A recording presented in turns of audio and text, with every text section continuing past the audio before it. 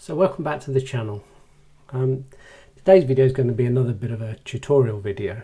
One of the other points I was asked a little while ago is about focus points. So what I'm going to talk about is what the focus points are, what the different selections that you can have. And again, I'm talking on a Canon camera. So I've got a 7D Mark II here. I've got a 5D4 which is recording. There are some slight differences, but not a great deal. So what we're going to look at is just look through those focus points and the best ways to use them. So let's dive in now. So a couple of the slight variations to start off with. On the 7D2 here, we're using the autofocus button on the back of here, and then we're pressing the multifunction button on the front here to actually scroll through the different focus settings. So that's quite simple to do, quite easy to do. We just flick the back button, it'll stay on that screen for a little while, and as you press the multifunction button, you'll scroll through the different autofocus settings. On the 5D Mark IV, it's slightly different. There is an autofocus button on the back here, and as you just press that autofocus button in, that will scroll through the different autofocus settings. What I've actually done with mine is I've actually removed that function from the autofocus button, because I quite like to actually use that autofocus button to hold down, scroll with the top wheel, and that allows me, I've set it to actually do an over and under exposure, so I can do my exposure compensation on that button. I've then actually transferred back to using the auto function button on the back, the same as this 7D Mark II, and the multifunction button on the front, which gives me then the option to scroll through the different focus modes. So let's have a look at what those focus modes are. So as we go into them, the first one is actually a center point focus. So this is a pretty precise method of focusing.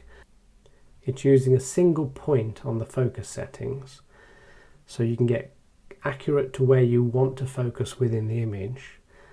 But even more than that, it's actually spot focusing within that single point. So if you've got, for example, a bird or an animal that's wandering around between branches, between grass or whatever, you can focus directly on the subject without worrying about what's going on around it. And once you get that focus on there, then you'll be fine.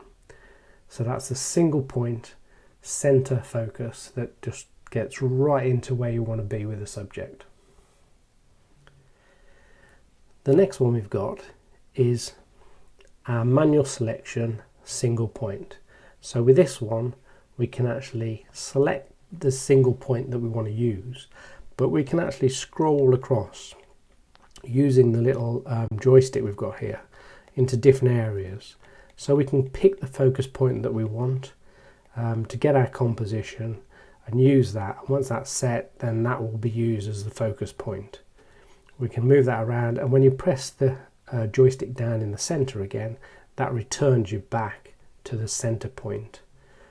So that gives you quite an accurate focusing, a single point on where you want to be. So the camera's not worrying, the camera's not thinking about it too much. You're doing the focusing, you're telling the camera where you want to put that focus point. The next one we've got is single point but with 4 surround points. So this allows us again to make sure we've got that center point in the right place where we want it, but it's given us 4 surround points so that we have a little bit more around the area, so that if we're not quite in the right place, the camera will pick up on those surrounding points. So that's quite a good one as well. Particularly, for things like birds in flight, where you want to track that bird, you can get the center point on the bird, but if you're slightly out, the camera will pick it up around that area. So moving along, we're now into AF area surround. So AF area surround, again, this is still using the center point, but it's given us another 8 points around the center point. So whereas the previous one was only 4 points, this is giving us 8, so a little bit more coverage. So again, a moving subject, we can pick the center focus and put that where we want. And again with this, we can move it around. So once we've got that selected, we can use the joystick to actually move around and pick different areas where we want that cluster of focus points to be. But again, with a bird in flight, that's going to pick up on the center point, but it's going to, if we're not quite right, it's going to pick up around the area as well. So then we're into what Canon called Zone AF. So this is not using a center point anymore. This is using a batch of AF zones, and the camera is going to decide where it wants to focus within that batch. So you haven't got control over that center point, and the camera is going to pick up. And again, as you go down these different focus settings, as we move further down the line, we're probably getting less and less accurate, letting the camera do more and we're doing less. And to me, that's probably not the best way. In some circumstances it might work, but only where you've got a high contrast subject against a low contrast background, and the camera can pick out the subject quite accurately. But for me, I'd rather keep some control over it. But it's there, so we can use that zone again, and again we can move that zone around to where we want, depending on what the composition of the image is. The next one is large zone AF. So again, the zones are getting bigger, so the camera again is picking the focus point within that zone and trying to identify the subject. The zone is a little bit bigger, so if it's an erratic subject that's moving around a bit too quick for you to get the spot focusing on, you might want to move to that. But again, only when you've got good contrast on your subject versus the background, so the camera can identify the subject out of the background. The joystick in this instance will allow us to pick 3 different zones in there. So again, you're limited more on what you can move around, but it covers a bigger area. And then the final one we're going to move on to is the full 65 point AF on the 7D Mark II. I think it's actually 61 points on the 5D Mark IV. But that's just letting the camera do the auto-focusing all on its own. It's going to pick the whole zone, it's going to try and identify the subject within that zone, and it's going to focus on what it thinks is the right subject. Again, with animals, very difficult, because what you want to do, you want to be focusing on the eyes, because the eyes are the critical thing. If the eyes look sharp, then everything else is going to look okay. If the eyes aren't sharp, then to be honest, the photo is shot, and you know, it's just not going to be any use. So that's, you know, again, as we've moved down the line with these, as I've said, you're letting the camera do more and you're doing less. So what's my recommendations?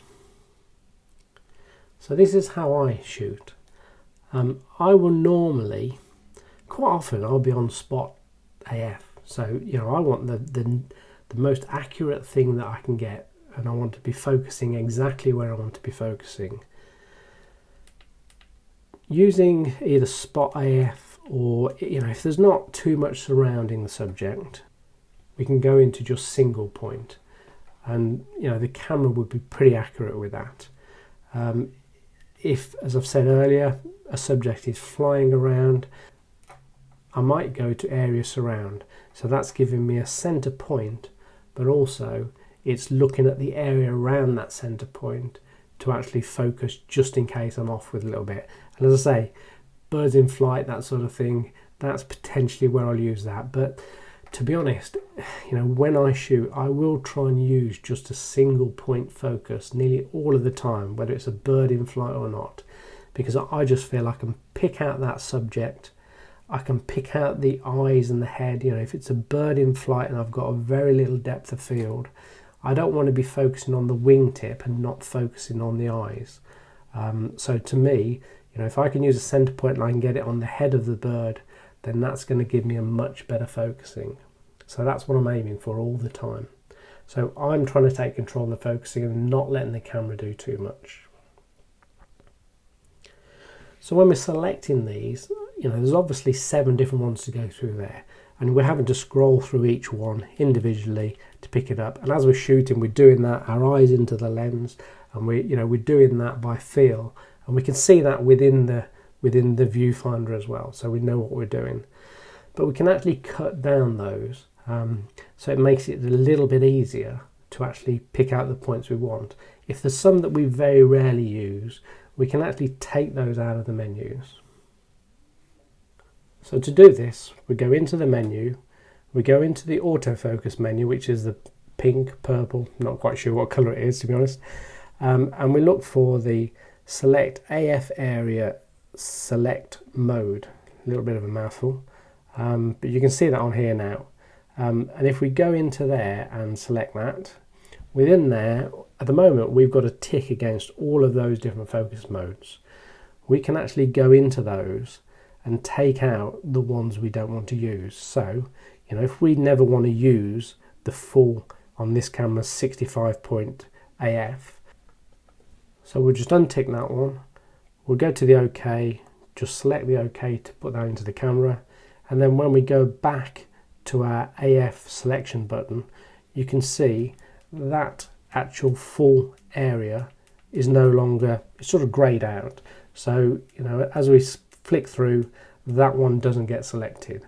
So we can cut it down to about 3 or 4 of the main ones that we use all the time, and that allows us to skip through quicker to get to where we want, because with wildlife, everything is about speed. You've got to be quick, you've got to be quick on the buttons, you've got to get your settings right, because you will only get those few seconds normally to capture that image that you want. Sometimes you'll be lucky and you'll sit there for hours watching a subject and you'll have plenty of time to play around. But 9 times out of 10, those best images, you're only going to get a few seconds to capture those images. So hopefully that's given you a bit of an insight into how to select your autofocus points. If you've got any questions, please drop them in the comments below. I hope the video has been useful. Please, give it a like if you like the video. And if you're new around here, don't forget to subscribe. It'd be great to have you on board.